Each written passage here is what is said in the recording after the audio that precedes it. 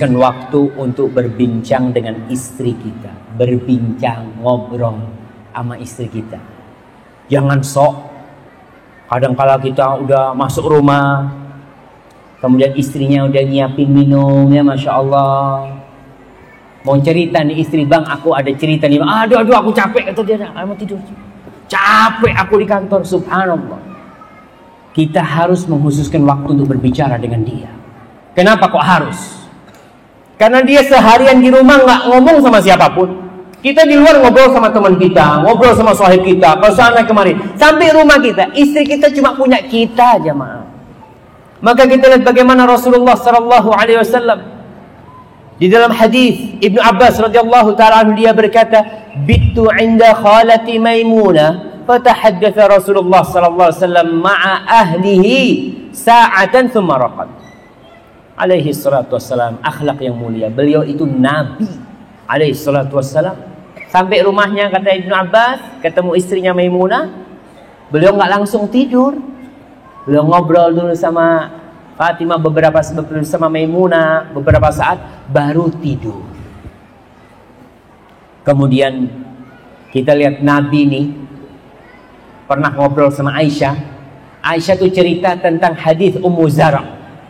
Ya, hadis tentang kisah 11 wanita yang bercerita tentang suaminya. Kalau hadis itu mau dibaca mungkin 1 jam, bisa 2 jam kita bahas tuh hadis. Aisyah cerita sama Nabi, Nabi mendengarkan. Jadi kalau istri lagi ngomong, jadilah pendengar yang setia. Kadang kala istri lagi ngomong nih, kita tahu ceritanya ini, kita udah tahu. Yang itu kan, ana udah tahu tuh ceritanya, udah nggak usah. Subhanallah, baru mau cerita udah diputus sama suami. Jangan. Rasul sallallahu alaihi wasallam seorang nabi yang dapat wahyu dari Allah. Aisyah cerita didengarin sama Nabi. Setelah lama Aisyah cerita sampai selesai, lalu Rasul sallallahu alaihi wasallam memberikan komentar. Selesai cerita baru berkomentar, memberikan, oh masya Allah ceritamu bagus atau gimana.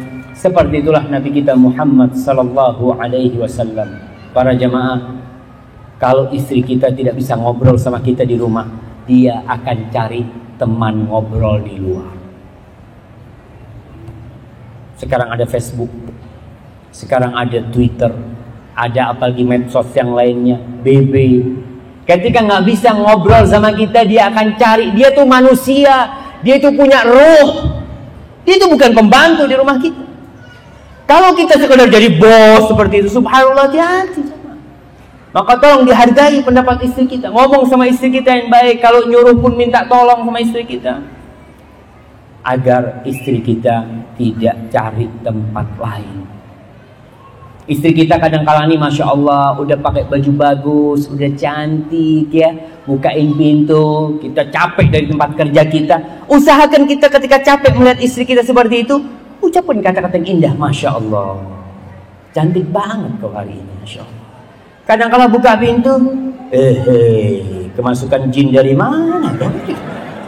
Allahu Akbar, udah capek-capek nungguin ya. Banyak suami-suami yang seperti ini, yang nggak menghargai suami. Kemudian menghargai istrinya, hargai pendapat istri, hargai pendapat istri kita. Dia punya pendapat urusan rumah, urusan ini, hargai pendapat dia. Karena dia pendamping kita. An-nisa'u syaqa'iqur rijal. Wanita itu belahan lelaki. Nabi kita alaihi salatu wassalam mendengarkan sarannya istri. Sarannya siapa? Sarannya Ummu Salamah radhiyallahu taala anha. Ketika Hudaybiyah, Rasul SAW menyuruh para sahabatnya untuk memotong kurban yang mereka bawa. Nggak ada yang motong untuk para sahabat.